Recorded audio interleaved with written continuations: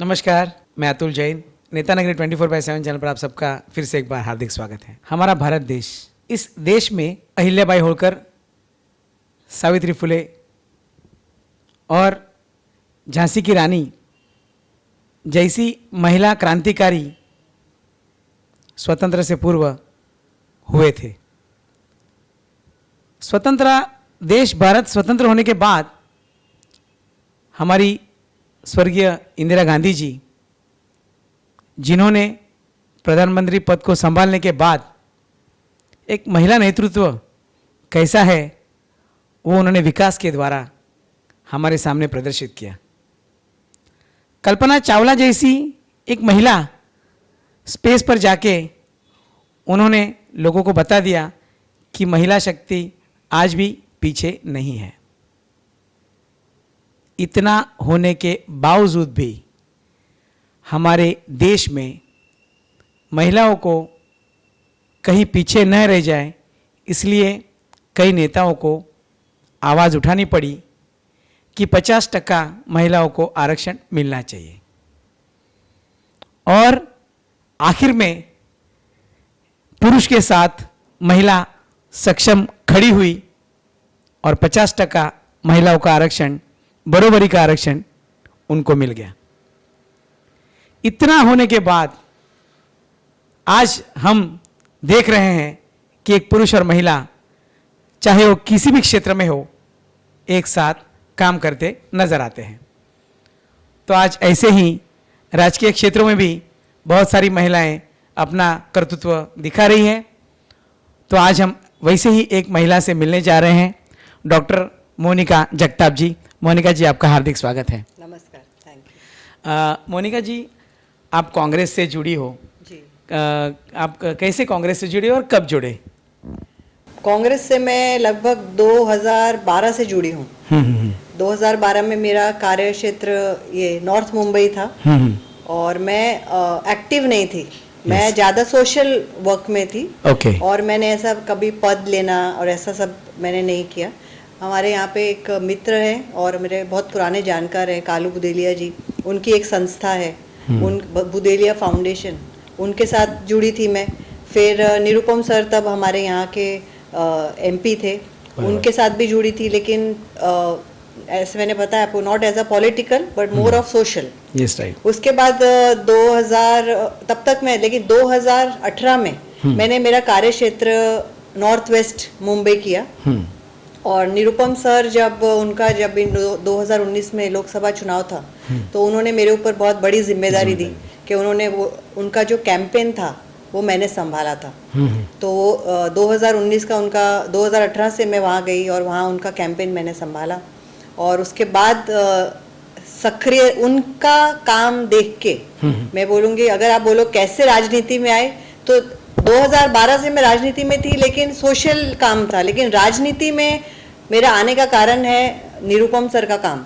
उनका काम देख के मुझे एक लगा कि राजनीति जो हम लोग देखते हैं वैसा ही नहीं रहता है। कुछ राजनीति के हमारे हैं जो ग्रास रूट से जुड़े हैं और वो रियल में काम करते हैं। तो उनका काम देख के मुझे प्रेरणा मिली और मैं फिर एक्टिव राजनीति में तब से आई।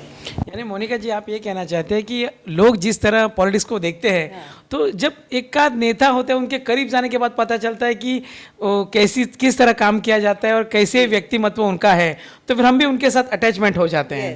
डेफिनेटली। और आप जब तक आप काम नहीं करोगे एक किसी नेता के साथ जुड़ के, तब तक आपको समझ में नहीं आता कि राजनीति क्या होता है। हमें राजनीति एक अलग, लोग राजनीति को एक, मैं बोलूँ, बहुत बदनाम राजनीति। राइट। तो हर चीज में राजनीति इज कि आप लोगों का रिप्रेजेंटेटिव हो, आप लोगों का काम करो। जिस तरह से हमारे जो नेता है, मैं बार बार उन्हीं का नाम लेती हूँ, निरुपम जी, आपने देखा होगा वो जैसे जनता दरबार लगाते हैं। आज वो ये चुनाव हार गए, लेकिन हारने के बाद भी आज हफ्ते में 3 से 4 दिन तक उनके ऑफिस में लोगों की सेवा में लगे हैं। हर रोज कोई ना कोई जो भी आता है। बहुत सारे काम तो मैं खुद, क्योंकि मैं एक लॉयर हूँ और एक डॉक्टर भी हूँ, Okay. साथ में। तो वहाँ से जो भी लोग आते हैं उनके बहुत सारे काम रहते हैं, लीगल इश्यूज Yes, right. और उनके एजुकेशन से जुड़े हुए, कोई बीएमसी का इशू, तो सर बोलते हैं कि आपको ये काम करना है, तो हम उनका काम करते हैं। तो हमें बहुत अच्छा लगता है कि ये रियल राजनीति है और अच्छा लगता है। मैडम, आप एक युवा हैं। आज राहुल गांधी जी पिछले 2 टर्म से प्रधानमंत्री के उम्मीदवार के लिए खड़े हैं, लेकिन आज राहुल गांधी जी को आप किस नज़र से देखते हो? वो कैसे नेतृत्व कर पा रहे हैं हमारे देश का? आज उनको थोड़ा सा बैकफुट पे जाना पड़ रहा है पॉलिटिक्स में, लेकिन थोड़ा सा प्रधानमंत्री के उम्मीदवार थे, लेकिन आप उनको किस नज़र से देख रहे हैं कि कांग्रेस में वो आज कहाँ पर हैं? देखिए, राहुल गांधी जी का जो पॉलिटिक्स है, फिर वही आता है, वो उनका एक पॉलिटिक्स है, वो उनका पॉलिटिक्स भी ज़मीन से जुड़ा हुआ पॉलिटिक्स है। जो माहौल बनाया गया 2014 में नरेंद्र मोदी का जब भी आया, उन्होंने बीजेपी का एक वेव है, वो वेव एक बलून जैसा था। लोग उस बलून में, उसमें हवा में बह भी गए, क्योंकि उनका मेन है डिवाइड एंड रूल। और आपको मालूम है अंग्रेज़ों के ज़माने से ये डिवाइड एंड रूल चलते आ रहा है। तो उस टाइम पे हाँ, कांग्रेस के भी कुछ थे जो उस टाइम पे नेगेटिव थिंग्स वर देयर, कोई स्कैम्स थे, जबकि बाद में हर जगह कोर्ट से निकल के आ गया कि ये सब बिकॉज 2014 में लोगों को एक माइंडसेट चेंज करने के लिए उस टाइम ये बनाए गए थे, मनमोहन सिंह गवर्नमेंट, यूपीए को बदनाम करने के लिए। Right. लेकिन तो भी देखिए, और वो जो हिंदू मुस्लिम का जो उनका है, वो हमेशा वो हिंदू मुस्लिम कार्ड खेलते हैं। राम मंदिर का मुद्दा, राम मंदिर का मुद्दा हो गया और हिंदुत्व का मुद्दा हो गया, तो वो मुद्दे लेके वो आगे, उनका कहीं भी जो प्रोग्रेस का जो प्रोग्रेसिव है, वो उनका मुद्दा कभी रहता नहीं। बीजेपी का क्या रहता है कि वो चाहते हैं कि ज़्यादा से ज़्यादा युवा इस सब में उलझ के रह जाएं, और जो मेन मुद्दे हैं जैसे एजुकेशन, जॉब्स और मेडिकल इश्यूज आपके जो भी है, जहाँ आप अपलिफ्ट करना चाहते हो, गरीबी रेखा से ऊपर, वो सब मुद्दे उनको नहीं चाहिए। उनको है कि आप इसी में उलझे रहें कि राम मंदिर, मुस्लिम, हिंदू और झगड़ा लगाएं। और हमारे राहुल गांधी जी का ऐसा नहीं है। हाँ, अब मैं बोलूँ 2014 के बाद से अब धीरे धीरे युवा भी जो हैं, जो उसमें बह गए थे, अब काफ़ी हद तक लोगों को समझ में आ गया है कि ये जो बीजेपी की पॉलिटिक्स है, ये इंडिया को आगे नहीं पीछे की तरफ ले जा रहे हैं। मतलब प्री इंडिपेंडेंस के टाइम आप समझिए कि इंडिया ऊपर जा रहा था 2014 तक, आज हर जगह नीचे आ गया है। चाहे वो आप हंगर इंडेक्स देख लो, या आप देखो कि गरीबी रेखा के नीचे बहुत लोग चले गए। तो हमारे राहुल गांधी जी, हम लोग को विश्वास है कि वो धीरे धीरे, उन्होंने बहुत कोशिश की कि उनको एक वर्ड दिया उन्होंने कि पप्पू पप्पू, उन्होंने बहुत कोशिश की कि आज लोगों को पता चल गया रियल पप्पू मोदी है, हमारे राहुल गांधी जी नहीं है। सही बात है। अच्छा मैडम, अभी तो समझो कि परिस्थिति ऐसी है कि दुनिया के हर कोने से मोदी जी के ऊपर गुस्सा है कि महंगाई का मुद्दा है। तो आने वाले इलेक्शन में जो लोकसभा का इलेक्शन होगा, तो आने वाले इलेक्शन में आप राहुल गांधी जी को किस प्रकार देख रही हैं? क्या प्रधानमंत्री जी के उम्मीदवार वो निश्चित प्रधानमंत्री बन सकते हैं? बिल्कुल बन सकते हैं। और मैं बोलूँ कि अभी जो वही मैंने आपको बताया कि जो बलून एक था, वो बलून अभी फट गया है, उसका जो हवा था वो निकल गया है। अभी आप हर जगह देखिए, अभी आप प्रधानमंत्री, अभी वो लोग इतना उनको समझ में नहीं आ रहा है वो लोग करे क्या। अभी आप देखो पंजाब में भी किस तरह से उन्होंने जाके वहाँ पे खुद का ही मजाक बना लिया कि उन्होंने बोला कि मेरी जान को खतरा है, जबकि हमारे राहुल गांधी जी और प्रियंका गांधी पे उन्होंने हमले करवाए, धक्का मुक्की हुई। वो लखीमपुरी का आपको मालूम है क्या हुआ था? प्रियंका गांधी जी को उन्होंने एक जगह पे उन्होंने उसको इलीगली कैद कर दिया। वो सब करने के बाद, और ये तो अपने 12 करोड़ की गाड़ी में बैठे हुए थे प्रधानमंत्री, और कोई किसी ने उनका रास्ता रोका नहीं। उनको पता था कुर्सियां खाली हैं वहाँ, 70,000 की कैपेसिटी में 700 लोग हैं, तो कोई बहाना चाहिए उनको बराबर है कि वापस कैसे जाएं। तो उन्होंने इन पे बिल फाड़ दिया। लेकिन अभी क्या है, सोशल मीडिया जो उनके लिए, सोशल मीडिया के थ्रू ही वो आए थे 2014 में, जिस तरह से उन्होंने रचा, सोशल मीडिया के बहुत हेल्प हुआ। वही सोशल मीडिया आज उनको नीचे खींचेगी, उनकी कुर्सी खिसकने वाली है, इसलिए उनको ये सब करना पड़ रहा है। अच्छा, आपने प्रियंका गांधी जी का विषय निकाला, इसलिए मैं आपको ज़रूर पूछूंगा कि प्रियंका वाड्रा जी पिछले भी इलेक्शन में वो ज़मीन पे उतरे थे, लोगों के सेवा के लिए हमने उनको काम करते हुए देखा था। आने वाले समय में प्रियंका गांधी जी को आप कहाँ देखती हैं? देखिए, प्रियंका गांधी जी को दूसरी इंदिरा गांधी बोलते you're हैं, right. ऐसे ही नहीं बोलते उनको, उनके अंदर वो एक है। और मैं बोलूँ हर महिला, अगर मैं भी आज राजनीति में आई हूँ तो मैंने भी कुछ सोचा है कि हमको राजनीति में आके एक महिला में एक शक्ति रहती है, Right. महिला में एक बैलेंस रहता है। Balance. अगर वो एक कुछ ठान ले करने की तो वो करती हैं, और करती भी ऐसे वो करती हैं कि वो सबको साथ में जोड़ के रखती हैं। ऐसा नहीं कि वो खुद ही आगे बढ़ रही है, सबको साथ में लेके चलती हैं। तो जैसे उन्होंने जो अभी नारा दिया है, लड़की हूँ लड़ सकती हूँ, वो नारे ने यूपी का जो इलेक्शन है उसका माहौल ही बदल के रख दिया है। और यूपी ही नहीं, मैं बोलूँ हर जगह आज हर जगह जहाँ भी इलेक्शन हो गए, वो लड़कियों को जो लेडीज़ को जो थोड़ा एक बैकफुट था, वो आज हर के मन में आ गया कि मैं क्यों नहीं कर सकती। और वो डिमांड करेंगी अभी कि हमको भी उतना ही, आप जैसे आपने बोला कि इक्वालिटी, लेडीज़ को अभी 50% जो आरक्षण है, वो आरक्षण तो चलो पेपर पे नहीं होना चाहिए, लोगों के दिमाग में भी होना चाहिए कि उनको अगर आरक्षण है वो बराबरी का है तो उनको बराबरी का दर्जा दो। ऐसा नहीं हो कि अगर डायस पे बैठे हैं 50 लोग तो महिलाएं कोने में बैठ जाएं और सब मेल जो है, वो एक बदलाव आएगा धीरे धीरे। लेकिन अभी तो सीट्स भी दी जाती हैं, महानगर पालिका हो या विधानसभा लोकसभा हो, तो सीट्स भी दी जाती हैं। तो सीट दे देंगे तो फिर तो सीट पे साथ में बैठना ही है। तो आपको शुभकामनाएं मैं दूंगा। कांग्रेस हमेशा इसमें महिलाओं को बराबरी का दर्जा देती है, बीजेपी जैसा नहीं है। उनके जो महिलाएं हैं, जब स्मृति ईरानी ले लो या कुछ भी, जब कांग्रेस थी तो आ जाते थे रोड पे, और अभी उनको बिठा दिया है महंगाई के मुद्दे पर, कोई भी मुद्दे पे, लड़कियों का हो, रेप इश्यूज हो, कोई भी इशू हो, कोई दिखती नहीं है। हाँ, जब प्रियंका गांधी ने लड़की हूँ लड़ सकती हूँ का नारा दिया, तभी स्मृति ईरानी बाहर आ गई। सही बात। अच्छा, अभी हमारे विषय में 2 विषय निकले, एक पंजाब का मुद्दा निकला और एक यूपी का मुद्दा निकला। आने वाले नज़दीक के इलेक्शन पंजाब के और यूपी के हैं, आप उसको किस नज़र से देखते हैं? क्योंकि यूपी में योगी आदित्यनाथ जी पुनः एक बार तैयारी कर रहे हैं, दावेदारी कर रहे हैं, तो आप किस प्रकार देख रहे हैं? क्योंकि वो इलेक्शन बहुत नज़दीक है और एकदम आज के समय में हॉट इलेक्शन है जी। क्या? जिस तरह से आपको पता है बंगाल का इलेक्शन था, वो भी हॉट था उस टाइम। राइट। तो कैसे वो मोदी जी ने हर हथकंडा अपना लिया, लेकिन वहाँ पे उनको ममता दीदी ने लात, जैसे फुटबॉल को उन्होंने लात मारी, वैसा ही उनको बाहर निकाल दिया बीजेपी को। यूपी का इलेक्शन में जहाँ तक मेरा नॉलेज है, यूपी में बहुत जातिवाद, बहुत हद तक जातिवाद चलता है वहाँ पे। लेकिन तो भी जिस तरह से एक कॉन्फिडेंस से बीजेपी और योगी आदित्यनाथ बोल रहे हैं कि हमारी गवर्नमेंट आ ही रही है, रियल में आप देखो तो वहाँ पे उनकी जो जितनी भी सभाएं होती हैं सब खाली जा रही हैं। काफ़ी हद तक हमारी जो प्रियंका गांधी जी हैं, वो वहाँ का चेहरा हैं जो कांग्रेस को लीड कर रही है।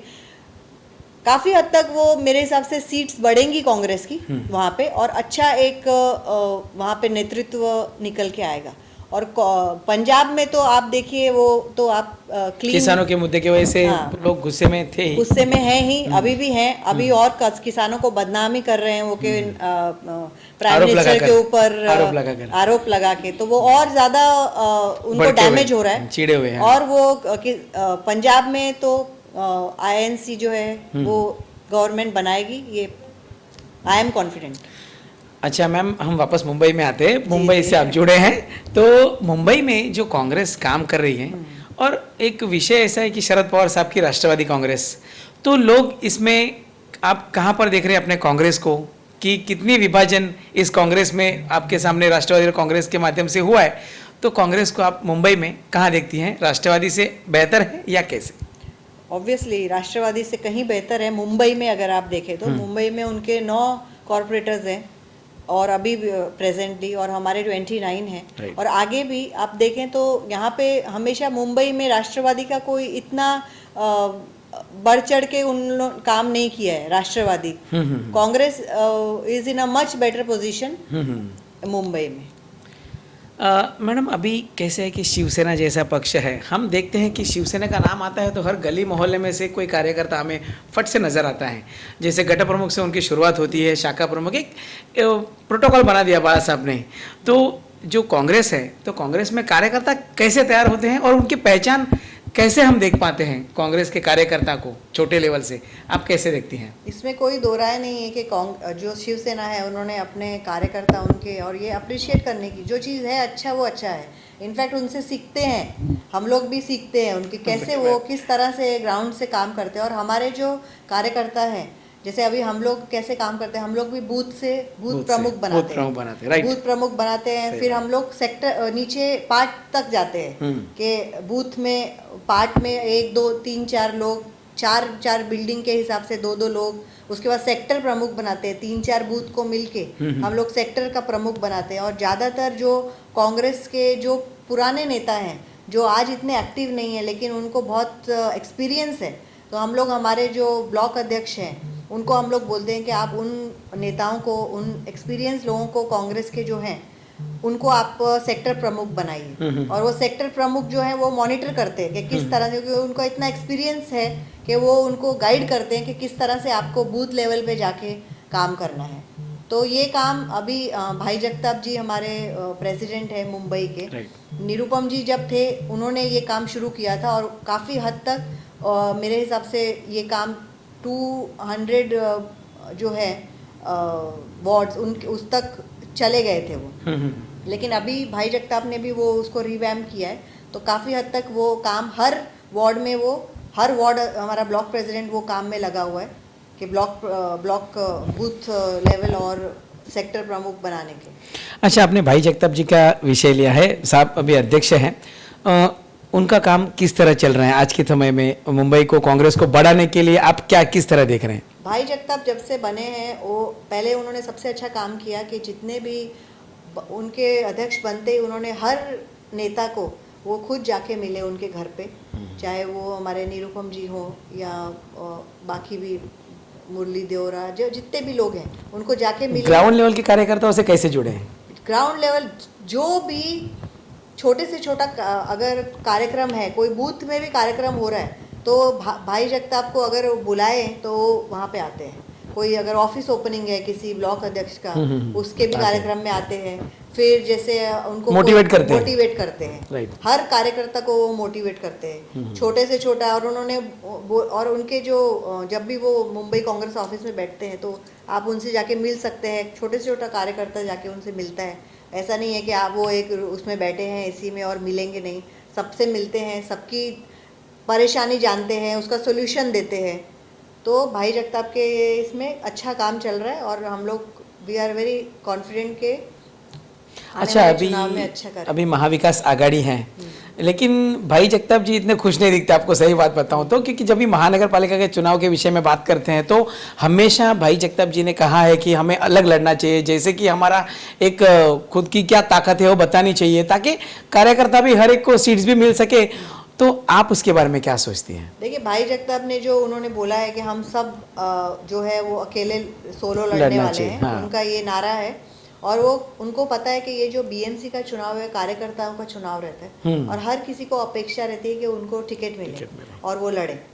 और अगर आप राजनीति में आए हो और आप लड़ते नहीं हो, टिकट लेके आप लोगों के लिए रिप्रेजेंटेटिव बनने के लिए आपको टिकट नहीं चाहिए तो राजनीति में आके कोई फायदा नहीं। तो इसके लिए उन्होंने बोला है। लेकिन अगर हमारे निरुपम जी भी बोलते कि अगर अच्छा कोई ऑफर आया उनकी तरफ से, महाविकास आघाड़ी साथ में लड़े तो और अच्छी कुछ ऑफर आएगा तो, और हमें बीजेपी को दूर रखने के लिए अगर हमें करना पड़ा तो हम लोग करेंगे। हमें बीजेपी को किसी भी हालत में रोकना है। मैडम, आप ये जो महाविकास आघाड़ी सरकार में बैठी हैं, शिवसेना के साथ काम चल रहा है, तो आपको ऐसा लग रहा है कि कहीं कांग्रेस को थोड़ा सा अलग रखा जा रहा है और काम हो रहा है, राष्ट्रवादी और शिवसेना बहुत नज़दीक है और कांग्रेस को कहीं बैकफुट पे रखा जा रहा है, आप किस नज़र से देखते हैं? नहीं, ऐसा नहीं है। जो भी काम चल रहे हैं वो कॉमन मिनिमम प्रोग्राम इन्होंने बनाया जब तीनों पार्टी साथ में आई, वो एक मीडिया के हिसाब से या दिखाने के लिए कि राष्ट्रवादी और वो ज़्यादा नज़दीक है और हम लोग नहीं हैं। तो अभी आप देखेंगे जो कॉमन मिनिमम प्रोग्राम के हिसाब से जो 500 स्क्वायर फीट के घर नीचे है उनका जो प्रॉपर्टी, ये कांग्रेस का मुद्दा था, कांग्रेस का था कि उनका होना चाहिए और वो हुआ अभी। तो हर काम जो भी ये महाविकास आघाड़ी कर रही है ये कॉमन मिनिमम प्रोग्राम के हिसाब से ही हो रहा है। अच्छा मैम, कांग्रेस में अभी महिलाओं का जो टीम, आप तो मुंबई से जुड़े हो, मुंबई के सदस्य हो, तो आप कैसे देख रहे हो, महिला कितनी तादाद में कांग्रेस में है और कितनी संख्या यानी महिलाओं की है, और महिला किस प्रकार काम कर रही है कांग्रेस में? महिलाएं जो हमारी महिला कांग्रेस है उनकी अभी की जो प्रेसिडेंट डॉक्टर जनता यादव है, तो वो महिलाएं यहाँ पे जो भी मुद्दे रहते हैं, जैसे बेसिक कांग्रेस में, बेसिक कांग्रेस में हूँ, बेसिक कांग्रेस जैसे काम करता है वैसे ही महिलाओं के भी ब्लॉक प्रेसिडेंट्स उनकी भी है, तालुका अध्यक्ष उनके भी हैं, उनकी अलग टीम है। तो जो भी मुद्दे हैं, जैसे महंगाई का मुद्दा था, तो महंगाई के मुद्दे पे हमें एआईसीसी की तरफ से डायरेक्शंस थे और महिला कांग्रेस की तरफ से थे कि हर वार्ड में प्रदर्शन होगा। तो वो 10 दिन का प्रोग्राम जो चला, वो महिलाओं ने रास्ते पे आके उन्होंने गैस के दाम बढ़ गए, उसको एक प्रोटेस्ट करने के लिए उन्होंने चूल्हा जलाए। Right. तो वो सब करते हैं, लेकिन मीडिया क्या है, ये सब दिखाते नहीं है, ये दिखता नहीं है। तो इसलिए ज़्यादातर यही है कि कांग्रेस दिखाई नहीं पड़ती, तो दिखाएंगे नहीं तो दिखाई नहीं पड़ेगी। लेकिन कांग्रेस, महिला कांग्रेस भी बहुत हद तक अच्छे से हर मुद्दे को उठाती है। डॉक्टर मोनिका जगताप जी आने वाली महानगर पालिका में किस रूप में दिखेंगी? आप तैयार हैं चुनाव लड़ने को? मैं जैसे मैंने आपको बताया कि ये जो मैं अभी एक्टिव पॉलिटिक्स में आई हूँ, तो एक्टिव पॉलिटिक्स में आते हैं तो ऑब्वियसली हम रिप्रेजेंटेटिव बने, लोगों के मुद्दे उठाएं। अभी भी हम कर रहे हैं काम। जब मैं कुछ, अगर मैं चाहती हूँ, लेकिन अगर पार्टी का आदेश होगा, पार्टी मुझे इस कैपेबल समझेगी कि हाँ इनको टिकट मिलना चाहिए और ये आना चाहिए, तो ज़रूर मैं वो तैयार हैं आप? मैं तैयार तैयार हूँ और मैं करूँगी पार्टी के हिसाब से, जो पार्टी बोलेगी वो मैं करूँगी। और मैं जैसे मैं और एक बताऊँ आपको कि मैं डॉक्टर, मैंने बताया आपको मैं डॉक्टर हूँ, मेरा डॉक्टर का प्रोफेशन अच्छा चल रहा था। 2014 में मैंने लॉ किया। अच्छा। और मैंने लॉयर बनी, क्योंकि मेरा थोड़ा इंक्लिनेशन पॉलिटिक्स में हुआ था। उसके बाद मैंने एक ही प्रोफेशन कर सकते हैं, तो मैंने अपना लॉयर प्रोफेशन कंटिन्यू किया। ओके। और फिर मैं पॉलिटिक्स में हूँ। राइट। तो मेरा लॉ प्रोफेशन चल रहा है और पॉलिटिक्स में हूँ। तो अभी देखते हैं आगे क्या है मेरे लिए। आपने विशेष बताया कि अभी आप लॉ पर ज़्यादा ध्यान देती हैं, डॉक्टर का अपना प्रोफेशन थोड़ा सा कम कर दिया। तो लॉ में आप ज़रूर, हम जानना चाहेंगे कि लॉ में आप किस प्रकार के केस हैंडल करते हैं और किस प्रकार लोगों को न्याय दे पाते हैं, क्या आप? नहीं, मैं मेरा लॉ फर्म है, वहाँ पे मैं पार्टनर हूँ। अच्छा। और मैं और कांग्रेस के हिसाब से देखा जाए तो जितना, जैसे हमारे कार्यकर्ता हैं, कुछ उनको कुछ इश्यूज आते हैं। जैसे अभी हमारा सेठ है में हाई स्कूल का इशू था मोहसिन भाई के एरिया में, वहाँ पे एडमिशन नहीं दे रहे थे। तो वो इशू को लेके मैंने हाई कोर्ट में रिट पिटीशन फाइल किया कि वो उनको एडमिशन मिले। और श्री केलवानी मंडल के अगेंस्ट, हाँ, यस, उनके अगेंस्ट, तो वो मैटर चल रहा है। फिर एक हमारा वार्ड नंबर 63 है, वहाँ पे एक डेवलपर ने पब्लिक टॉयलेट्स तोड़ दिए और फिर वो स्टे ले लिया। तो उनका टॉयलेट्स का इशू लेके हम लोग लड़ रहे हैं कोर्ट में। तो ये मुद्दे हैं जो मैं, और आगे भी जैसे जोगेश्वर ईस्ट में भी मुद्दा था, रोड नहीं बन रहा था, तो हमारे निरुपम जी के पास जो आए लोग, तो वो उनके हिसाब से मैंने जाके आगे सर के डायरेक्शन के हिसाब से हम लोग काम कर रहे हैं। तो जो भी काम कार्यकर्ता लोगों को लॉ से जुड़े हुए हैं, क्योंकि मेरा नॉलेज है, तो मैं उनका। तो ग्राउंड लेवल पे आप प्रैक्टिस पे जाते हो कोर्ट में? यस, ग्राउंड लेवल पे जाते हैं और हमारे कार्यकर्ताओं से भी जो भी इश्यूज हैं उनके, हम लोग उसके लिए हमेशा तैयार हैं। तो ये थे पहले के डॉक्टर और अभी के advocate madam doctor Monika Jagtap ji. इनके जैसे व्यक्तिमत्व आने वाली महानगर पालिका में ज़रूर दिखने चाहिए। उसका कारण यह है क्योंकि हर चुनाव में यही मुद्दा होता है कि कोई पढ़ा लिखा अच्छा इंसान अगर समाज में आए तो कुछ समाज का सुधार हो। तो ये मोनिका जगताप जी है, तैयार है महानगर पालिका चुनाव में। तो कांग्रेस के पदाधिकारी भी इसके बारे में सोचे। और मोनिका जी, आपको बहुत बहुत बधाई। आने वाले महानगर पालिका चुनाव के लिए मैं अभी से दे रहा हूँ और लोगों के लिए अच्छी सेवा आप कर पाएंगे क्योंकि आप पहले समाज सेवा से जुड़े थे। Thank you. मैं अतुल जैन, नेता नगरी 24/7 चैनल। Thank you.